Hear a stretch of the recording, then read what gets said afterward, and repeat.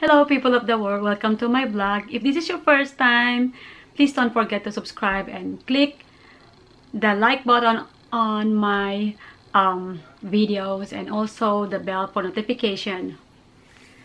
So hi, welcome, and today I will film about yesterday I did my haul for my Korean product and some of the tips.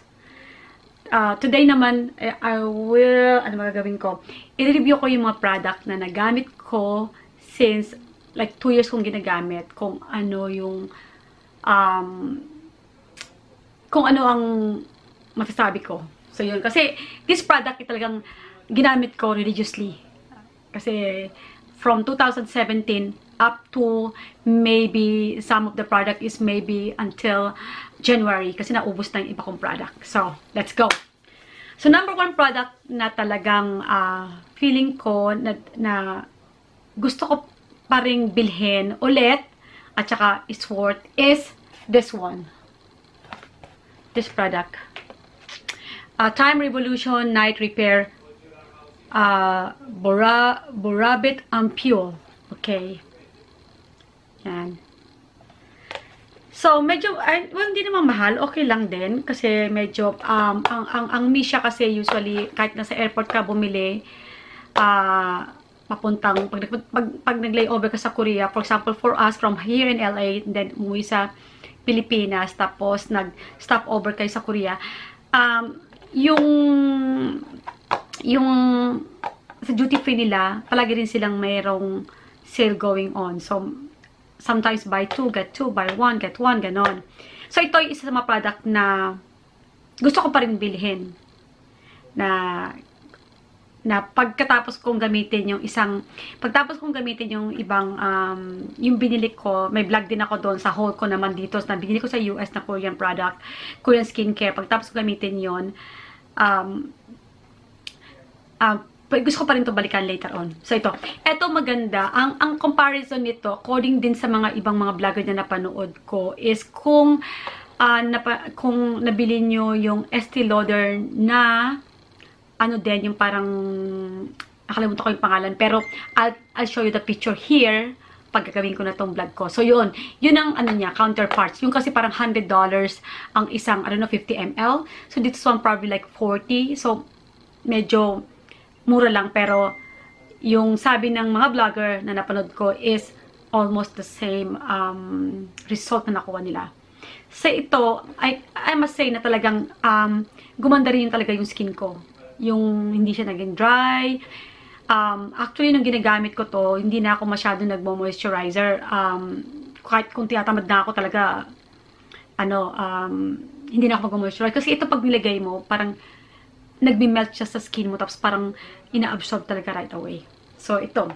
Yan. Nilink ko rin sa below. This is like one of my favorite din. So, yan. And then, isa pa sa gustuhan ko is this one. Ito naman kasi para lang siyang, water. Misha din. Misha Time Revolution First Essence Treatment. Yan. Ito nagustuhan ko. Tsaka, guys, ang konti lang ng kailangan mo. Yung parang ilang drop lang talaga sa umaga kailangan mo. Tapos, ilagay mo sa face mo na ganon. Parang, bago ka maglagay ng mga sunblock. So, mamimaintain mo talaga yung yung talagang hindi mag-dry, hindi mag-oily yung skin mo. So, depende rin sa skin, guys, ha. Kasi, depende rin sa skin to. Sa akin, guys, nag-work. Actually, naubos ko na ito na lang. Last ko na to. So, ito yung bottle. Ito yung, ang binili ko yata 4 bottle. Pero tinapon ko na yung ibang box. So, ito na lang. 2 na lang yung na-box na keep ko. Tapos, ito yung huli kong ginamit. So, yan. Ito definitely, pagtapos kong gamitin tong CLI Clive, yung isang, kung hindi nyo pa napanood yung isang video ko about that, panoorin nyo. Gagamitin ko yun muna. Tapos, kung makikita ko kung ano yung ng skin ko. So, ano yung kumbaga hiyang sa skin ko. Pero so far to, wala akong problem. Gusto ko pa rin. It so happen lang na a little bit mahirap bumili. So, sa online na lang ako bibili. Or, kapag ka nag-travel sa Philippines, tapos may stopover sa Korea, yun. Pwede ka bumili doon. Tapos, isa ito. Okay, meron pa ako isang product. This one. Ito. SUM37 or SUM37. This product is, hindi ko masyadong, well, siguro maganda rin. It's just that, isa lang kasi ang binili ko. Kasi a little bit expensive. Like, this one is like $35. So, tas ano lang siya, ilang milligram, 80 ml lang to. So, hindi ko masyadong nakita yung difference nitong product na to sa face ko. Ito kasi comparison to this one. Yan. At saka dun sa CK something, sila yung parang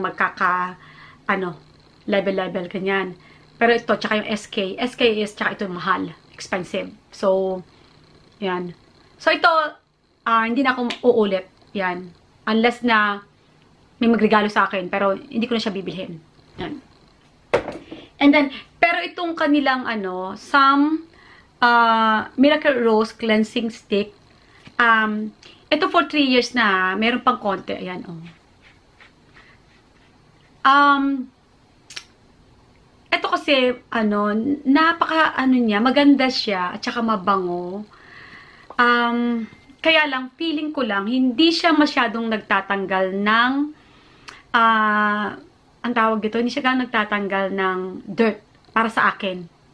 So, ginagamit ko to actually sa umaga lang. Kasi sa umaga, pagtapos, siyempre, pag nag-moisturize ka sa gabi, sa umaga, hindi naman ganun kadumi ang mukha mo. So, parang ito pag nilagay mo, talagang napaka-luxurious pag ginamit mo sa face mo. Parang andun pa rin yung smell, parang ang bango, tsaka feeling mo, hindi natatanggal lahat ng moisturizer na nilagay mo the night before. So, yun ang observation ko. So, yun ang experience ko dito. So, not necessarily na bibiling ko ulit. Medyo mahal rin to ng konti sa all the moisturizer sa cleansing na nagamit ko. Pero since I have this, tsaka matipid siya this is almost 2 years. So, kasi sa umaga ko lang siya ginagamit, sa gabi ibang ginagamit kong So, definitely ito, nasa middle lang ako. Bibiling ko pa rin kung may chance, pero hindi need na gusto ko. Unlike dito, unlike sa isa yon. So, 50% lang ang aking dyan. This product naman, itong Vanilla Coke Clean It Zero. Yan. Ito, meron ako iba-iba. 4 kasi ito. Ito yung pan-last ko na product. Ito yung last ko na container. Yan. Parang hindi ko na rin uulitin. I mean, hindi ko siya uulitin, pero for me kasi okay na, well, okay. Ang ko dito, yung natatanggal niya talaga yung dirt, yung mga makeup mo, ganyan, yung tawag ito, let's say, yung mascara mo talaga, nalilinis niya in everything. Pero, kasi, pag gumamit ka rin ng makeup remover, let's say, Neutrogena oil, Neutrogena na nalalagay mo sa cotton, tapos lilinisin mo yung mo, you don't really need this one anymore. So, it's kind of like, isang step pa ito, nagagamitin mo na pandagdag time pa sa oras mo na pag, di ba, pag usually especially as a mom, here sa US, di ba, syempre lahat ng chores ka gumagawa, bago ka matulog, ang dami mo pang ginawa sa kitchen, naglinis ka pa, ganyan, magpiprepare ka pa for baon, whatsoever. So, ito extra pa na part na gagawin mo, kasi ito, ilaladder mo muna, kukuha ka ng konti, ilaladder mo, ganyan. Hindi ko rin to masyado ginagamit. Ginagamit ko lang din to pag nagbi-makeup ako. Let's say pag wala akong pasok o may lakad ako, mag-church, ganon. Pero kasi sa work ko, hindi ako bawal sa amin ang mag-makeup, tsaka bawal ang gumamit ng kahit anong sa mukha. Bawal, eyeliner, bawal. So, tama na sa akin yung isang, for example, this cleanser, like itong Innisfree cleanser, tama na sa akin to, na ito lang. And then, kasi after naman kasi nito, magko-toner ka pa. After ng toner mo, tsaka mo pa ilalagay yung fuel mo, and then moisturizer mo, then eye cream mo, ang dami mo pang ilalagay.